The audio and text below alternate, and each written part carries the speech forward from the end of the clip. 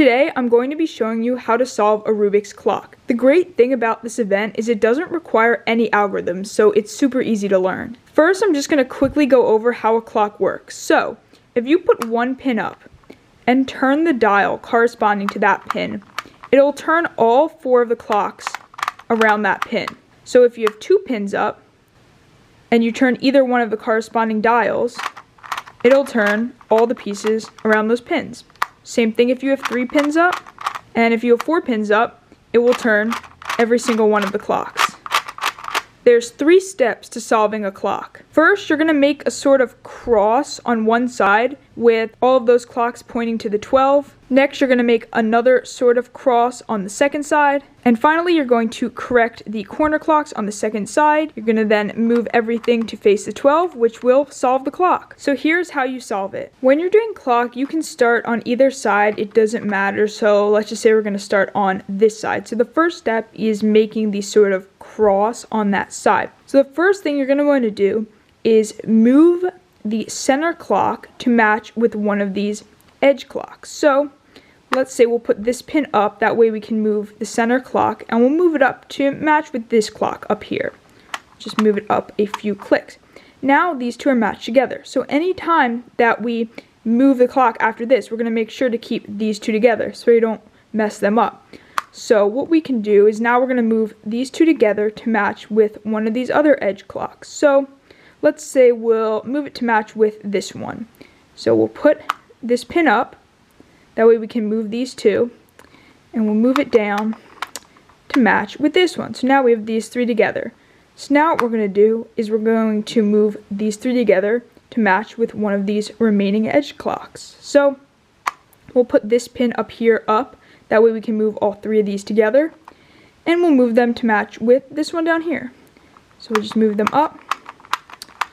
Now we have all 4 of these clocks together.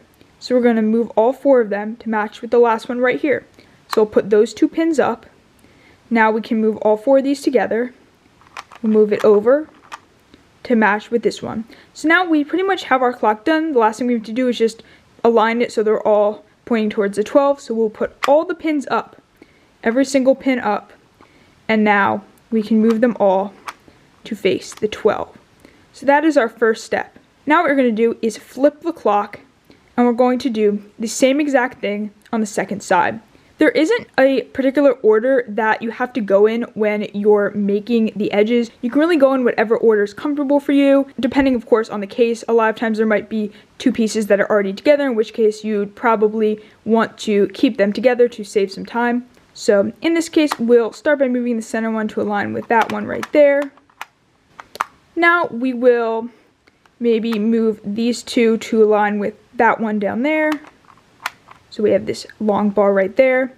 Now we can put these 2 pins up so we can move all 3 of those together to match with that one over here. Okay.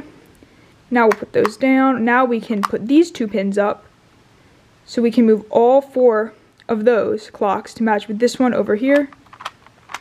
Now we have all 4 together, and we're good. So when you're on the second side, you don't actually have to move these to face the 12 quite yet. We'll do that at the end. So now what we're going to do is start getting these corner clocks in place. So what you're going to want to do is pick a corner clock to start with. I usually start with the bottom right, although again, it does not matter what order you go in, just do whatever's comfortable for you. And what you're going to do is put up all the pins except for the pin next to that corner. Now what you're going to do is turn the dials to move the clocks so that these cross clocks align with the corner one. So we'll move it over like that. So now that corner is aligning, pointing in the same position as the rest of the cross pieces. Now what we're going to do is this clock. That's usually what I do next in my order. So I will put up that pin, put down the pin. So now all the pins are up except for the one next to that corner clock, and we're going to move the rest to match up with that corner clock. Now we're going to put that pin up, and we'll put the pin next to another corner down, and we'll move all of these pieces to match with that corner. Now we only have one corner left, so we'll put that pin back up.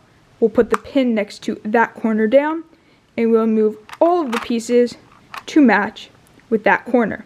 So now all of the pieces are aligned together, so what we're going to do is make sure every pin is up, every single pin up, and we're just going to move it all to match with the 12. And in doing so, we also finished the first side. So that is all for this tutorial. I hope it was helpful. Thanks so much for watching. Bye!